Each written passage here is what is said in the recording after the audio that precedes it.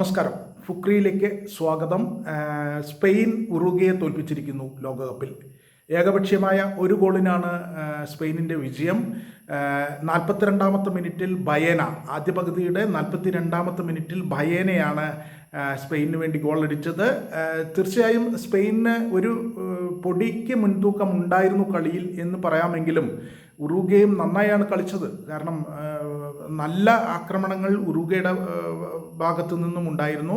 പക്ഷേ സ്പെയിൻ നന്നായി ചെറുത്തു നിന്നു. അതേസമയം കിട്ടിയ ഒരവസരം അവർ ഗോളാക്കുകയും ചെയ്തു. അതാണ് ആ ഗോൾ, ബയേനയുടെ ഗോൾ എന്നതിലപ്പുറം ആ ഒരു ഗോളാണ് ഇരു ടീമുകളെയും വേർതിരിക്കുന്നത് എന്നതിനപ്പുറം ഉറുഗ്വ നന്നായി തന്നെയാണ് കളിച്ചത്. ഉറുഗ്വ ഒരു ഫൈറ്റിംഗ് പെർഫോമൻസ് തന്നെയാണ് കാഴ്ചവെച്ചത്. എന്നാൽ പക്ഷേ അവർക്ക് ഗോളടിക്കുന്നതിൽ അവർ പാളിപ്പോയി. അവർക്ക് സ്പെയിനിന് മുന്നിൽ സ്പെയിനിൻ്റെ പ്രതിരോധത്തെ പൊളിച്ച് ഗോളടിക്കാൻ കഴിഞ്ഞില്ല. എന്തായാലും സ്പെയിനിന് പ്രധാനപ്പെട്ട 3 പോയിന്റ് ഇത് തീർച്ചയായും അവർക്ക് വലിയ ഗുണം ചെയ്യും. കാരണം ഗ്രൂപ്പിൽ ഒന്നാമതെത്താൻ അവരെ സഹായിക്കും.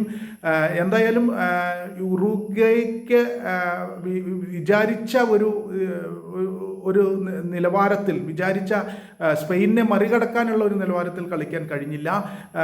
സ്പെയിനാകട്ടെ കഷ്ടിച്ചാണെങ്കിലും ഒരു ഗോളിന് ജയിക്കുകയും ചെയ്തു. ഒരേ സമയം മധ്യനിരയും പ്രതിരോധവും ഒരുപോലെ ഒത്തിണങ്ങി കളിച്ചു സ്പെയിനിൻ്റെ. അതേസമയം ഉറുഗ്വയ്ക്ക് ആ നിലയിൽ ഒരു ഒത്തിണക്കത്തോടെ കളിക്കാൻ കഴിഞ്ഞില്ല.